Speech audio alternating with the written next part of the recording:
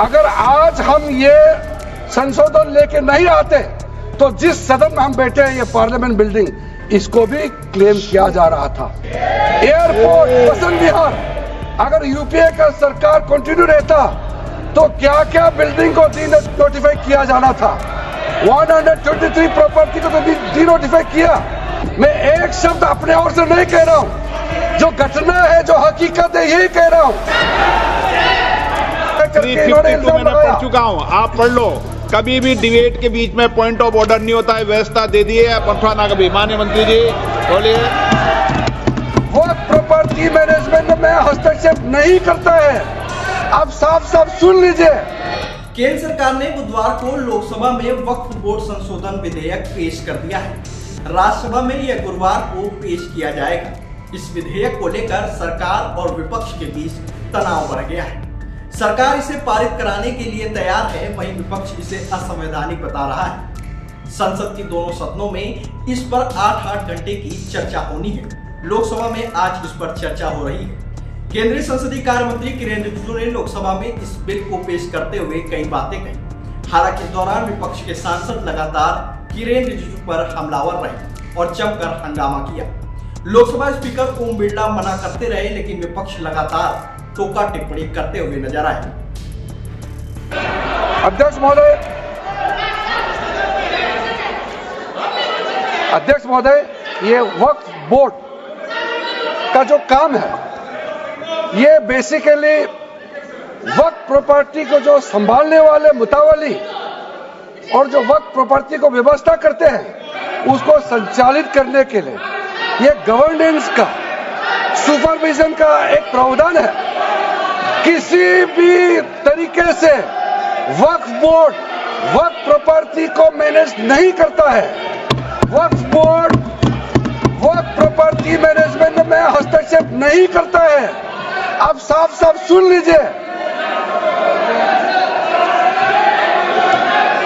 अगर इसके पास तर्क नहीं है तो इस तरह यहां डिस्टर्ब करके बहस का स्तर को गिराने से कोई फायदा नहीं है सर, ये कोई तरीका नहीं है सर। किरेन रिजिजू ने यूपीए सरकार पर कई आरोप भी लगाए हैं। उन्होंने कहा कि यूपीए सरकार के समय वक्फ बोर्ड ने दिल्ली के एयरपोर्ट और बसंत विहार पर भी अपना दावा पेश किया था। अगर हम बिल नहीं लाते तो जहां आज हम बैठे हैं, ये संसद भी वक्फ की संपत्ति होती। उन्होंने कहा कि हम किसी मस्जिद के मैनेजमेंट को नहीं छेड़ेंगे। वक्फ की प्रॉपर्टी निजी संपत्ति मानी जाती है। दुनिया से सबसे अधिक वक्फ प्रॉपर्टी भारत में है। ऐसे में भारत का मुसलमान इतना गरीब क्यों है? इस विधेयक में वक्फ बोर्ड के किसी भी धार्मिक काम में सरकार की ओर से किसी भी तरह का हस्तक्षेप नहीं किया जाएगा। इसके अलावा किरेन रिजिजू ने क्या कुछ कहा, आप भी सुनिए। बहुत ताज्जुब हुआ कि ये पास कैसे जबरदस्ती करवाया है। 2013 में वक्फ पे यूजर जो आपने प्रावधान डाला, उसके बाद 1970 से एक केस चल रहा था दिल्ली के अंदर में। दिल्ली के अंदर में हमारा सीजीओ कॉम्प्लेक्स है, पार्लियामेंट बिल्डिंग है, कई प्रॉपर्टीज है, और इसको वक्फ बोर्ड, दिल्ली वक्फ बोर्ड ने क्लेम किया कि ये वक्फ प्रॉपर्टीज है। उसके बाद ये केस चल रहा था अदालत में। उस समय यूपीए सरकार ने पूरा सारा जमीन को डी नोटिफाई करके वक्फ बोर्ड को दे दिया। 123 प्रॉपर्टी। अगर आज हम ये संशोधन लेके नहीं आते तो जिस सदन में हम बैठे हैं, ये पार्लियामेंट बिल्डिंग, इसको भी क्लेम किया जा रहा था। एयरपोर्ट बसंत विहार, और अगर नरेंद्र मोदी जी का सरकार नहीं आते, अगर यूपीए का सरकार कंटिन्यू रहता तो क्या क्या बिल्डिंग को डी नोटिफाई किया जाना था। 123 प्रॉपर्टी को तो डी नोटिफाई किया। मैं रिकॉर्ड में कह रहा हूं, अपने मन से कुछ नहीं कह रहा हूं, मैं ऑफिशियल रिकॉर्ड का बात बता रहा हूं। अध्यक्ष महोदय, आप काहे को उछल रहे हो? मैं अपने से थोड़ी बोल रहा हूं, जो हकीकत बात को बता रहा हूं। आप आराम से बैठ के सुनिए। आपके दल को और आपको सबको बोलने का मौका मिलेगा। माननीय मंत्री जी,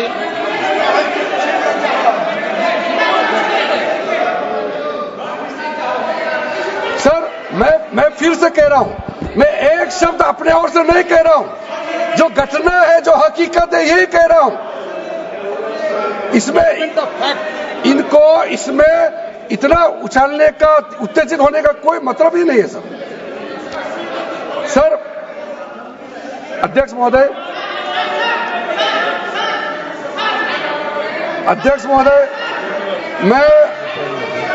मैं आपके माध्यम से सदन को कहना चाहता हूं कि जो संवैधानिक बात उठा करके लोगों को गुमराह करने का जो प्रयास किया जा रहा है, उसको भी देश के सामने में सही बात रखना बहुत ही जरूरी है। एक बात बार बार इन लोगों ने कहा गया है कि ये जो वक्फ अमेंडमेंट बिल है, ये आर्टिकल 25, आर्टिकल 26, आर्टिकल 30 का उल्लंघन करता है करके इन्होंने इल्जाम लगाया। पढ़ चुका हूं, आप पढ़ लो। कभी भी डिबेट के बीच में पॉइंट ऑफ ऑर्डर नहीं होता है, व्यवस्था दे दी है पंथवाना कभी। माननीय मंत्री जी बोलिए। अध्यक्ष महोदय,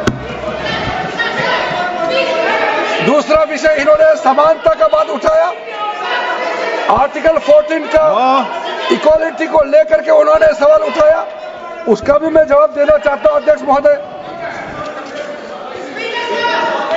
ये कोई तरीका नहीं है। माननीय अध्यक्ष की व्यवस्था अंतिम व्यवस्था होती है। बोलिए मंत्री जी, आप बोलते जाओ। अध्यक्ष महोदय, क्योंकि मेरा कान खुला हुआ है तो ये डिस्टर्ब हो रहा है मुझे, मैं अभी ये पहन की बात करता हूं। अध्यक्ष महोदय, ये वक्फ बोर्ड का जो काम है, ये बेसिकली वक्फ प्रॉपर्टी को जो संभालने वाले मुतावली और जो वक्फ प्रॉपर्टी को व्यवस्था करते हैं, उसको संचालित करने के लिए ये गवर्नेंस का, सुपरविजन का एक प्रावधान है। किसी भी तरीके से वक्फ बोर्ड वक्फ प्रॉपर्टी को मैनेज नहीं करता है। वक्फ बोर्ड वक्फ प्रॉपर्टी मैनेजमेंट में हस्तक्षेप नहीं करता है। आप साफ साफ सुन लीजिए,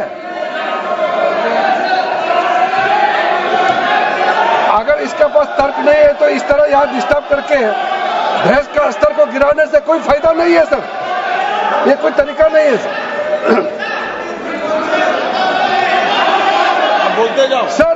वक्फ बोर्ड का क्रिएट करना एक जो वाकिफ होता है, जो अपना विलिंगली वक्फ क्रिएट करता है। मैंने व्यवस्था दे दी है, आप जब समय हो तो बोले नो, प्लीज बैठिए। ये तरीका ठीक नहीं है आपका, बैठिए आप। नो, बैठिए। माननीय मंत्री जी, सूची है 2013 की प्रॉपर्टी निकाल बताना सूची मंगा के देते कहते भी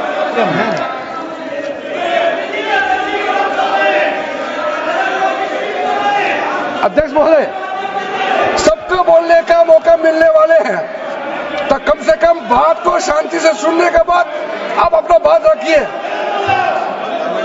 ये कोई तरीका नहीं होता है।